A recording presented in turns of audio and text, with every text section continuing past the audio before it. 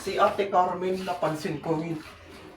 Di ba, ito siya, tas yung isang upuan, parang hindi niya naisipan na ano, hindi niya naisipan na, yung, ay may kasama ako na ganito, ganyan. Akala ko nga, alam niya eh. Kaya, hindi na. Gumabayan sa kanong CR pa. Ganun, pagkantay ko na. Dito na tayo dumaan.